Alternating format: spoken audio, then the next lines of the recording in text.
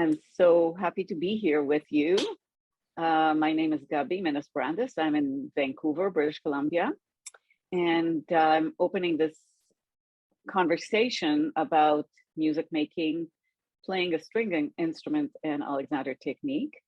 I am delighted to have three people join me in this lovely conversation.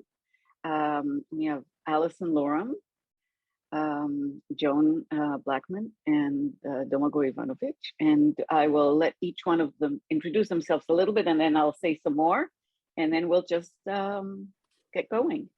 Joan, would you like to say something about yourself, please?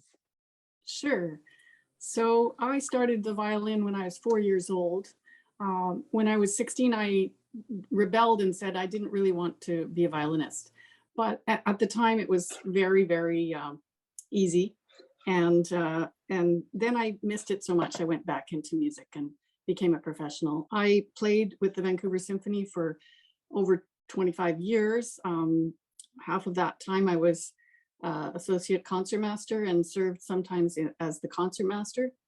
And I've always taught a little bit on the side. It's not on the side, but teaching has been part of what I do. And now I play chamber music. So I'm the artistic director of Veda Chamber Music. I curate and I play in that. So yeah, that's me. Domagoj? Hi, my name is Domagoj Ivanovic. I'm originally from Croatia.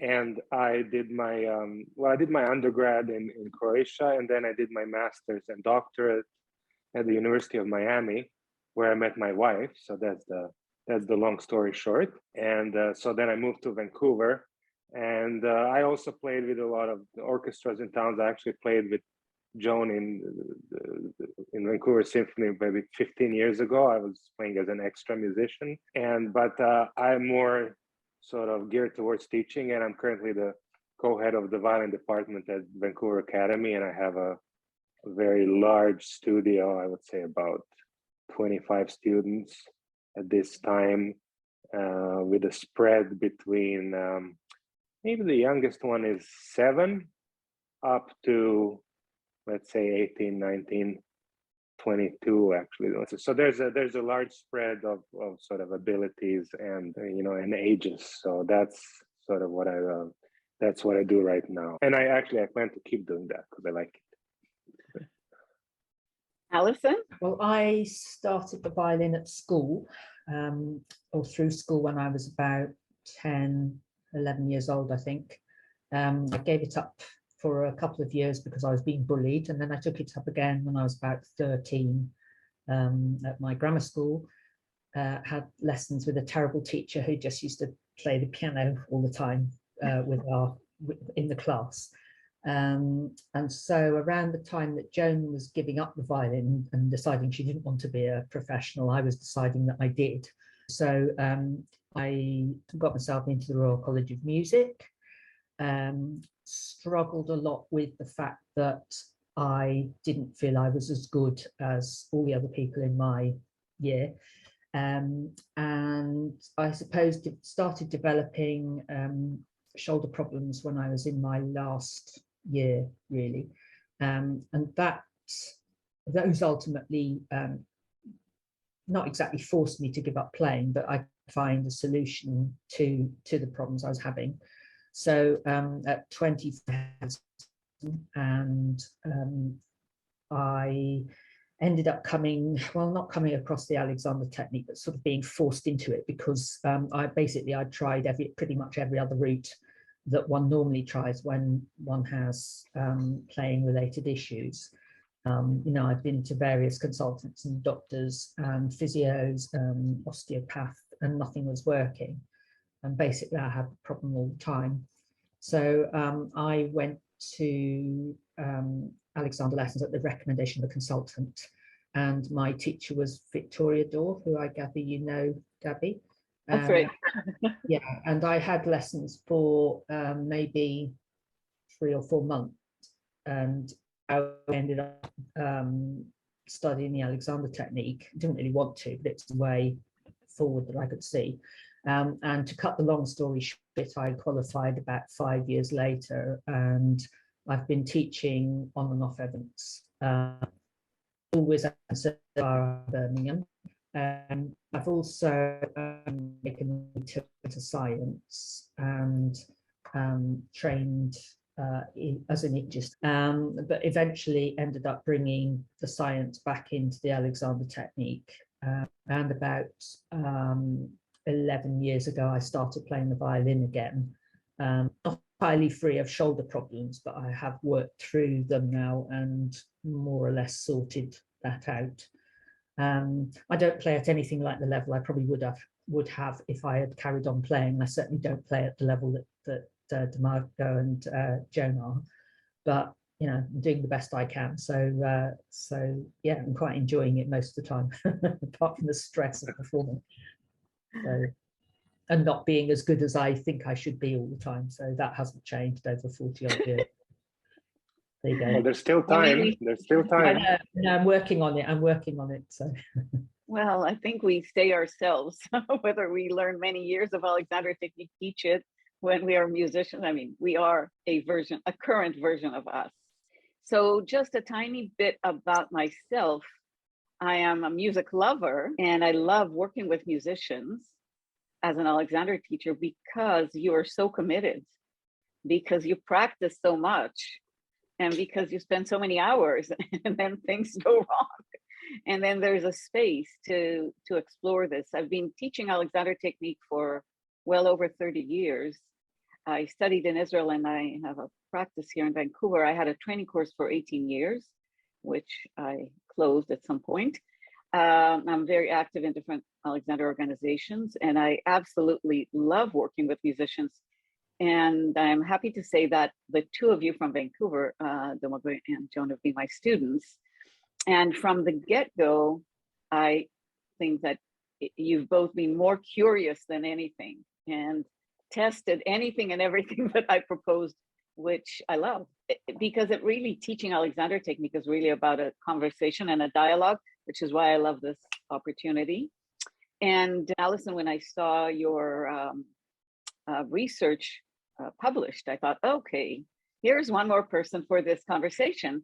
And when Alexander Studies Online approached me asking if I would ask you to take this interview with me, because I've done a few things with musicians, I said, sure.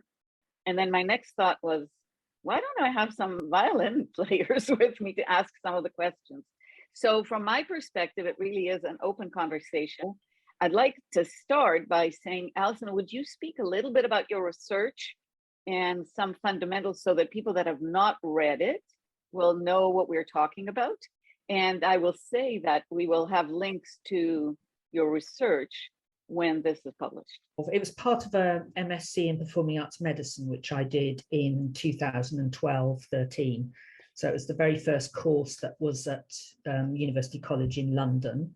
And I did it because I had become a BAPAM practitioner, which is the British Association for Performing Arts Medicine. And I was just quite aware that the Alexander technique was seen very much as an alternative type of therapy to anybody who didn't know anything about the Alexander technique.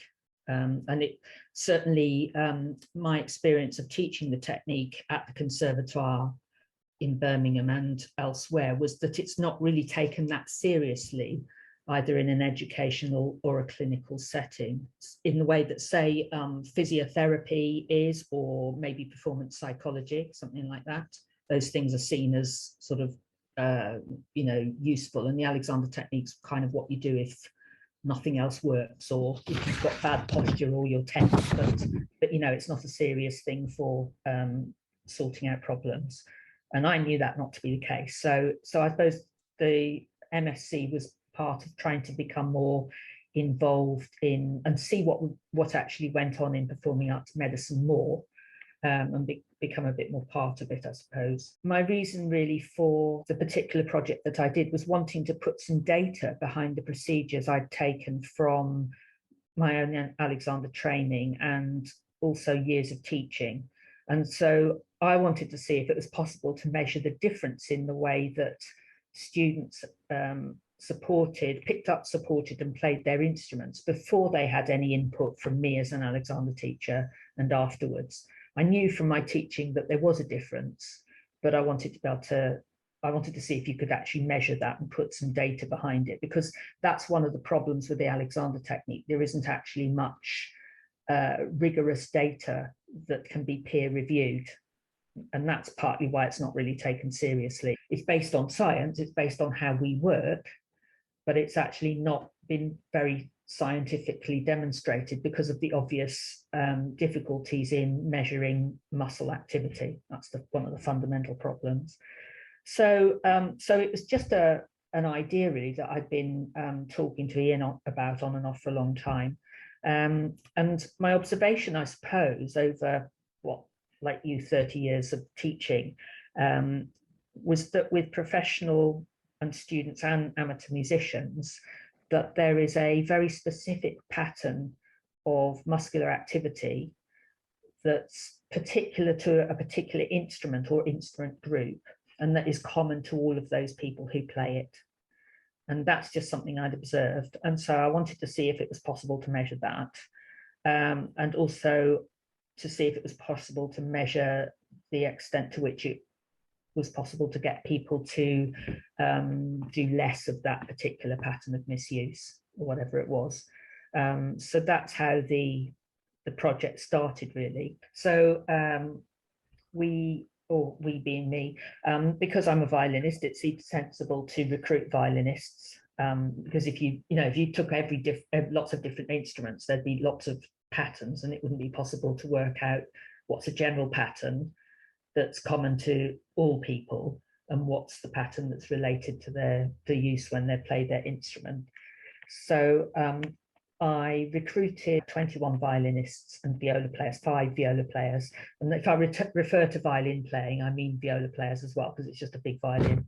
And I did that, and I put an advert out in through BAPAM, through the British Association of Performing Arts Medicine, through UCL, through the different music colleges, and I think it was distributed through some of the orchestras as well. I mean, bearing in mind, this is like 11 years ago, 10, 11 years ago, so I can't necessarily remember all the ins and outs at the time.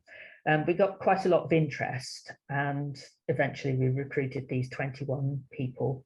They were somewhat amateurs who don't earn their money from violin playing. Other ones were professionals, and there were students as well. So I had a real old mix of people and teachers.